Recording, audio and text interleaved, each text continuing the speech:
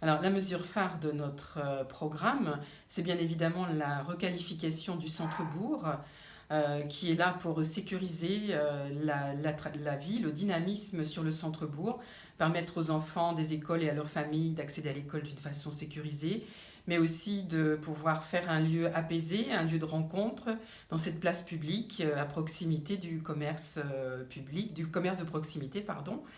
Et puis, bien sûr, de faire en sorte que cela soit connecté avec le projet Habitat Senior que nous entendons mettre en œuvre très prochainement au centre de ce bourg. Une chose qui me tient à cœur dans ce programme, c'est de recréer du lien dans la commune. Recréer du lien entre habitants, recréer du lien entre associations. Recréer du lien, ça engendre beaucoup de choses. Sur les problèmes de sécurité, si on crée du lien, les gens se connaissent. Si les gens se connaissent, ils surveillent leurs voisins.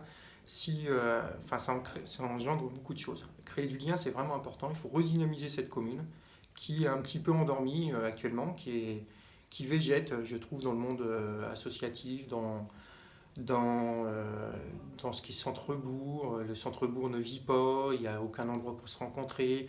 On n'a pas d'endroit intergénérationnel, d'endroit socio-culturel où se rencontrer. Les gens ne se rencontrent pas. C'est vraiment quelque chose qu'il faut mettre en place pour moi, c'est vraiment créer du lien dans notre commune. Alors, mesure phare pour cette campagne électorale qu'on va conduire avec l'association Agir, c'est de mettre tout de suite en place le café solidaire. Café solidaire qui va servir à créer du lien intergénérationnel avec les anciens, mais aussi avec les jeunes et les ados, qui va permettre de dispenser des conférences, mettre des ateliers en place sur la réparation des cycles ou sur autre chose, mais surtout créer un vrai lieu de vie en plein cœur de la rivière de Corps.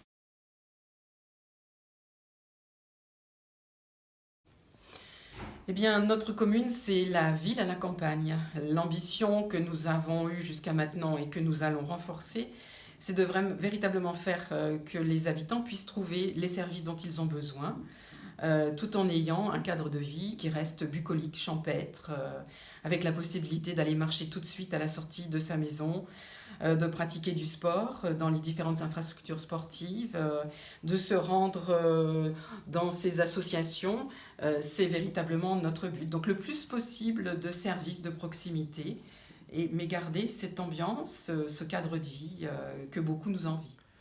C'est une belle commune, une jolie commune qui mérite un entretien autre que ce qu'il y a actuellement, une vie associative riche.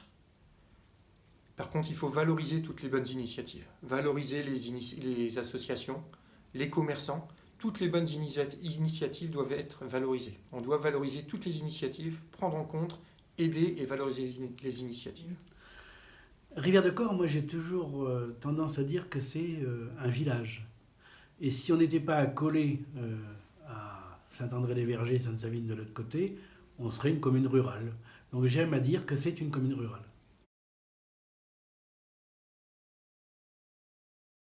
Eh bien, il me semble que je suis très impliquée, que j'ai l'habitude de travailler d'une façon très collaborative, que ce soit avec les élus, l'administration territoriale et en concertation avec les habitants. Beaucoup de projets ont été élaborés avec eux, que ce soit des projets de riverains, lorsqu'il s'agit de toucher à de la voirie, rencontrer chaque riverain l'un après l'autre, que ce soit au niveau du projet du centre-bourg et notamment de l'habitat senior et de la politique de l'âge, des ateliers thématiques avec les habitants.